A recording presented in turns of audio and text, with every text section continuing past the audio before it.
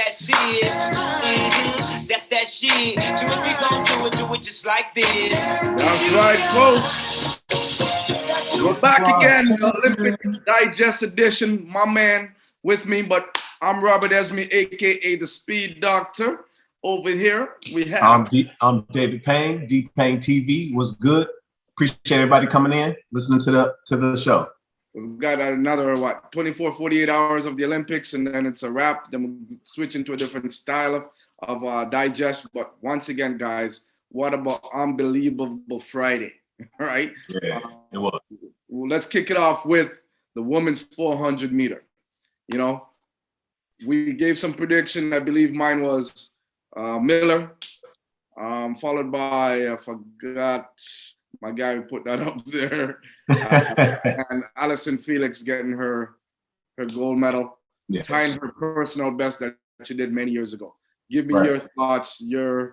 So I think I had Shawnee Miller-Ubo, the Jamaican young lady, and Allyson Felix. I did not expect the Dominican lady, Marielle. I did not expect her to come through like that. She surprised me. But hey, this is the Olympics. This is where you do the work. So I was very happy to see her come through like that.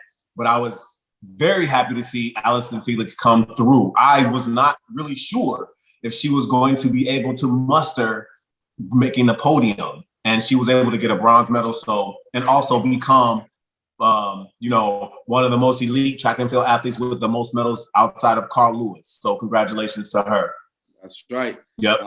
She just surpasses Merlin Ottey, Jamaica's greatest of all time. Mm-hmm. The bronze queen, they call her, but she got some bigger goals and I believe a gold medal in that collection. What an ambassador she is. What an ambassador for the sport. On and off the track. She's a role model. To be able to see her close out her 400-meter individual events with a bronze medal, it's unbelievable. But guess what? It's not done there. There's a chance for her to pick up a bonus, right? And a 4x4.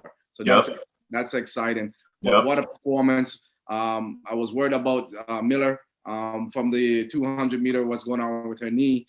But the back-to-back championships, I remember back in 1996 watching Marie-Josée Perret from France, and then to see this has been duplicated for the second time, back-to-back in that 400-meter with a brilliant time in under 49 seconds. Phenomenal. Great job to the ladies. I definitely was worried about her leg too, but I think what we've come to find out is that the athletes who take a step down and run a shorter meter faster event, it gets their legs ready for the turnover when they step back up. So it made sense that she wasn't ready for the 200, but that 200 made her ready for the 400. Same with Elaine for the 1 and the 2, and anyone else who were in the 1 who came down, like Fred Curley, and is able to step back up. So great job. Great job. All right. This next one, I just want to do a little extra shout out for two things. My 1500-meter guy from Canada, Mo Speed. He was in the 10,000, had a rough time. He was leading. And then once again, the last lap, the last 100, just faded big time. He's like, oh my God, this is happening again, all over again from 2016 Rio. Now he's going into the 5,000. He's worried, like, is this going to happen again where I'm off the podium once again? But guess what? The man came back in the end there. He didn't lead this time, which I'm like, thank you, God, right? He positioned himself right. And then the last lap, the last 100, he put on what we call all sport requires speed, close out the last 100-meter, and put himself on the podium with a silver medal. Go Canada. Yeah, that was a good race. Congratulations, Canada, in the 1500.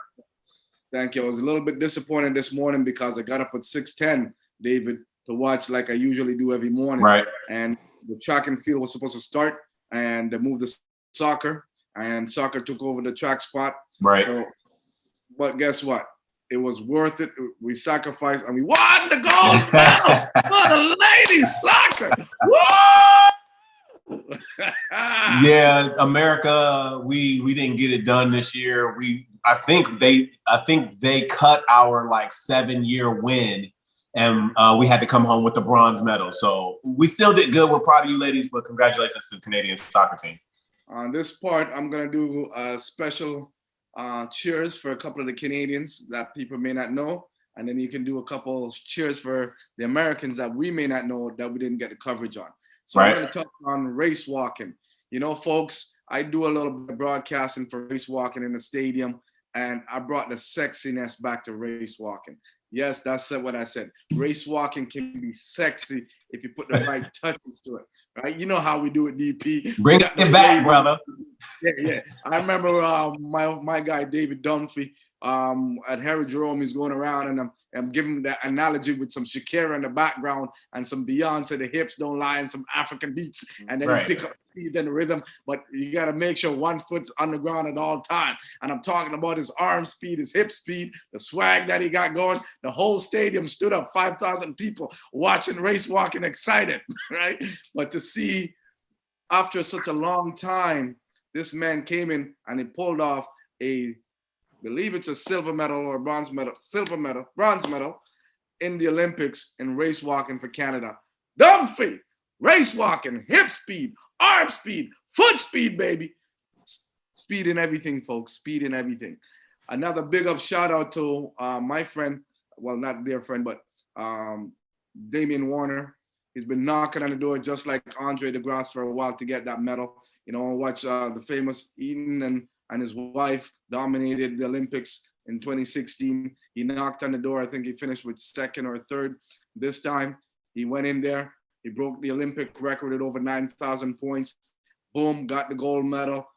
Boom, boom, boom. Damian Warner, one of the greatest decathletes of all time now. I mean, over 9,000 points. You know how hard that is? That was phenomenal. They said that in his 100, he could have made the semifinals. They said in his long jump, he could have got bronze.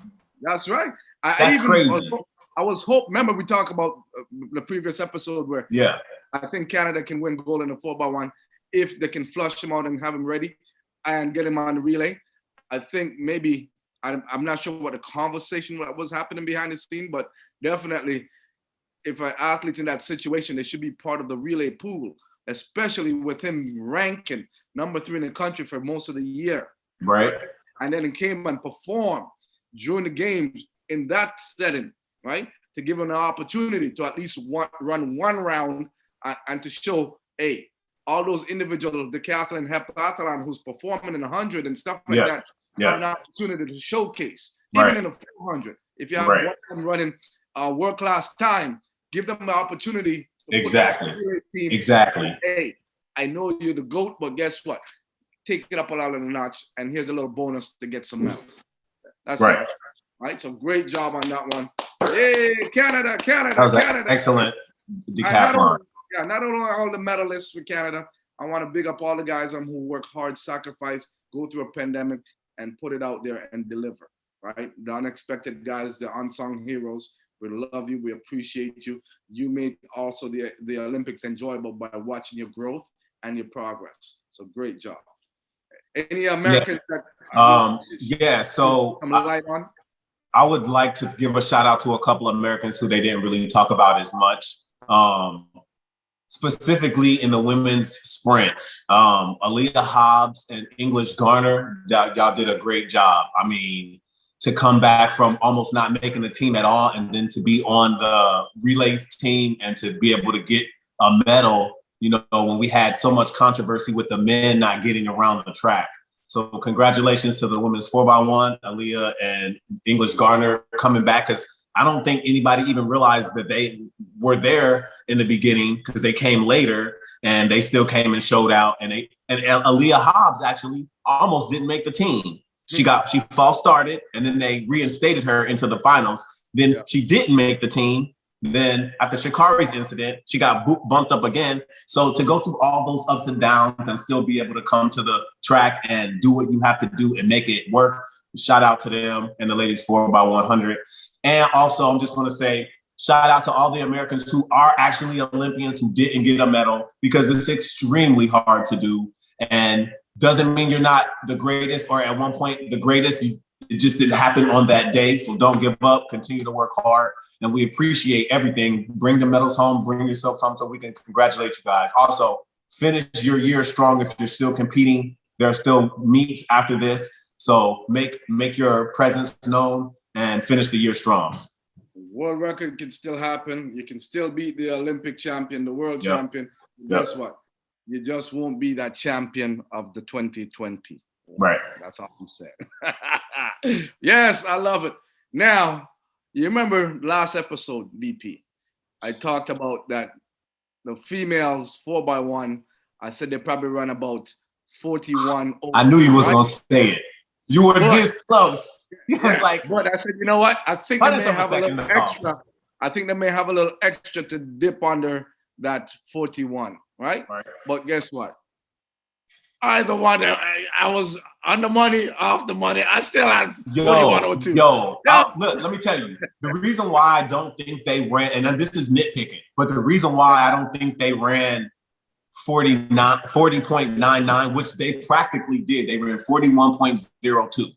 The first handoff between Brianna, I think it was slightly too long. I think she took a little bit too much time to hand off. And again, we're talking about hundredths of a second, tenths of a second, hundredths of a second, like very, very quick. And I think that would have made the difference, although she still ran a phenomenal race. Shout out to Brianna. She's young and she's got her first Olympic gold medal. Well, guess what? That is not Brianna's fault at all. It's when you're planning and coaching, especially when you have Eileen Thompson. Oh, the placement. The world. Yes. Position where you want them to receive it and where you want to. She almost would have run out the lane. If there was a slight mistake, she would have out the zone. Right? Yeah, it looked like it. With Brianna, I know that you have Eileen Thompson there. That baton should have passed off. Soon as she touched over to the zone, within a step or two, be prepared to hand that baton off. Because you want Elaine running more. Yeah. And allow Elaine to pass off between the middle and the closing exchange zone for Shelly, and Shelly to hand off close to the exchange zone going out. And that would have maximized all the speed and the rhythm. And absolutely, that world record would have been in trouble. Right? But, hey, listen, man. That's why I love you, man. That critique and that analysis. Yeah. I'm telling you, folks, you come over to critique, you're going to get the best of the best. That's what we do, baby. Critique and give you personalized feedback every time. But great insight, DP. I love it. I love you guys. I love the Americans. I have lots of family over there. So, it's no disrespect. We just chat talking, Jamaican and Canadian. Absolutely. But most important, mutual respect everywhere. Let's take a look at the men's 4x1. Your thought process. I didn't see that piece coming. I know Canada was going to get a medal. In the prediction, I put third in the original prediction, but I figured if we can get Damian in there somehow, we might be able to pull off the gold. Right. Give me your thoughts on the men 4x1, the finals. Did it go according to your vision or? Right. As I was watching the 4x1, it looked like a pretty steady race. At the end, though, however, on the last handoff, I did not expect Italy to come back like that, especially with their 100-meter Olympic gold medalist not being on the last leg. Yeah. So it was a shock to me because Great Britain was there, Canada was there. They were all there. And he came out of nowhere in it was lane 7 or something like that. So that was impressive to me. Yeah, once again, it becomes in a strategic piece when it comes to the relay. There's so many things to talk about. The passers, the receivers, the hand position, the lines of sharing the track, the distance that you're going to pass off, the extension. Are you maximizing the speed and maximizing that? All those pieces has to be considered for world-class performance and while getting the baton safely, right? So for us, we always say, let's deal with the rounds to get through safely. The finals, we go all or nothing, right? And the American likes to go all or nothing. Right. So when we come in, because we're practicing that so much, our all or nothing is going to still be on point. Our handoff is going to be like we're sleeping and passing it off. So with my new Jacob, the world's fastest man on the backstretch, probably the concept was if they can position him and receive the baton early and pass it out late, he would run the majority of the section. Give them a better chance, right? Gives them a better chance to run the most piece of the leg to put them up ahead. And then once in motion, hopefully they want to stay in motion and hold that down. Right. But give up for the ankle leg for the Italians Right. to be able to come back and close out with not being the world's fastest man on that. Listen, I am not in any shape, form, or fashion bringing the Italians down, but who in the hell would have thought the Italians would have the fastest man in the world and the fastest 4x1 in the Olympics? That is insane. Congratulations to them. I mean, that's awesome. Some of the fastest damn cars out there, folks. Well, then that makes sense. All right. Yeah. And, you know, as I said, I can't get enough of Andre. The ability to put the country on your back over and over and over, right? To be able to come back again in the finals and down in the 5th position. Take his horsepower, relaxation, experience, and speed endurance and close out again to finish on the podium. Right. Phenomenal. This young man, as I said, he definitely did more than what I expected. Yeah, every sponsor in the world got to pop into here and get some Andre. Yeah. What a performance! And here's a little tidbit that most people might not know.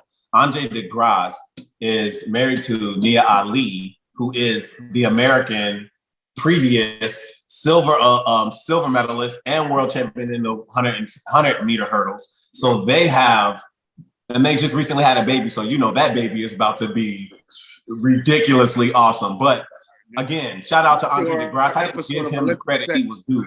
So well-deserving, awesome job. Yeah, and that's why we're promoting our previous episode, Olympic Sex. Have a baby by me. They'll be you know what I'm saying? Have a baby by me, be a millionaire. Yeah, where you at? Where you at? Jump over on the track with us. You know, amazing, man. You know, I really enjoy being a fan and watching the Olympics, watching everyone in the Olympics, right? From all the athletes who came in, sacrificed through the pandemic, give me what they got. Yeah, for sure. Or try to be there on the best day. The condition was hot. The environment wasn't right. But the volunteer was fantastic over there. The organization was on point to work with what we had. Just a great piece of body of work these guys have put in.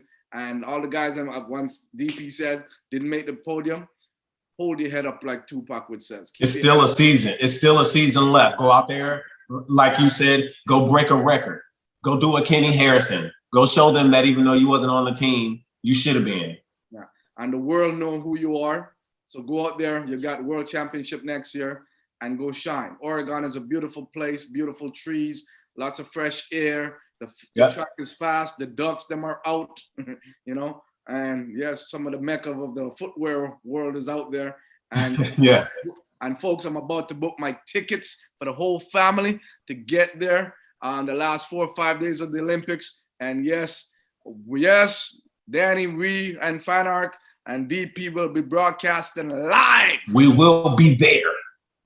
From there, bringing you the actions up close and personal. Right. Yeah, the World Digest. Yeah, the World Digest. Guess what? That even going to be sponsored by Pepto-Bismol, because if you ain't digesting, somebody be puking and crying. And Kleenex, because there's a lot of people going home with no medals. That's right. Exactly. You might even throw the condom people up in the sponsorship there too. Oh, right? I'm sorry. Let me say one more thing, okay, that I didn't touch on. Cherry and Michael Norman. Yeah. That was such a hard race. Congrats to the Bohemian, but I seen Michael Norman shedding tears after his race. I understand it, but he has no reason to be upset. He ran, I mean, of course you want to win medals, but be proud of yourself. Be proud of yourself, man. You made it to the Olympics, you're an Olympian. I know we have higher goals, but I mean, we talk about it all the time. There's going to be more athletes leaving with tears than cheers. So pick yourself up. Let's go overseas. Let's go ahead and get some world records, or let's end the season on a high note. DP, you know, us being an Olympian and understanding the work and us now being a fan watching the Olympians. We know there's at least 4 to 5 billion viewers out there. A lot of you kids want to get into sport. What advice or what message would you want to leave with them today that are watching for them to aspire to? Or right. I would say because in my particular story, I was not an early bloomer. I was more of a late bloomer because I walked onto my track team. And a lot of people don't know that at the University of Cincinnati. And so to walk onto my track team, to be dominant in college, and to go pro and go get an Olympic medal when you probably had no hopes of it, I always tell them, like, you don't have to be the best. You just have to work hard to try to be the best. And when you set your goals high, you might not even hit your goal, but you'll climb very high on that mountain and you'll surpass goals that you didn't even have, or didn't even believe that you actually had because you were reaching so high. So all the kids out there that are looking at the Olympics saying that they want to do this, you most certainly can. All it takes is dedication and hard work and to continue to want that dream, because Allyson Felix has been to the Olympics 5 times over the course of 20 years and has gotten a medal every time. Now, you might not be an Allyson Felix, but she still had to work for 20 years as hard as she could. And if you just put that effort into it, you can be great as well. So that's my advice when I go talk to kids, that you don't have to be an early bloomer, just put in the work. I agree. Absolutely. I'm going to leave you with What about you? Plan, passion, and a purpose. Yep. If you got those 3 as your starting base, you're in the right direction. Yep. With now, as the co-founder of critique.com, my advice to you is, because of what's happening, I wanted to leave you guys a tool that has never been done before. It's a personalized feedback specifically for you with experts from around the world, such as myself, David, giving you an analyzation of what's happening with your mechanics. And then you can take that as a secondary coach or personal trainer or someone who don't have one, looking for guidance, such as ourselves, or doctors, or sports psychologists. Very good. And help going forward. I wish I had something like this growing up. VP wish he had something like this. Absolutely. So that's something I'm going to leave to you guys, the fans and the dreamers who wants to make it there. We'll have everyone on there. How many? 160 categories, venture capitalists, different areas where you can get your personalized feedback on helping you achieve closer to your dreams. So look out for that. We'll talk a little bit more about that, but that's something as a gift I'm going to bring to you guys, is the #1 platform coming up globally, critique.com.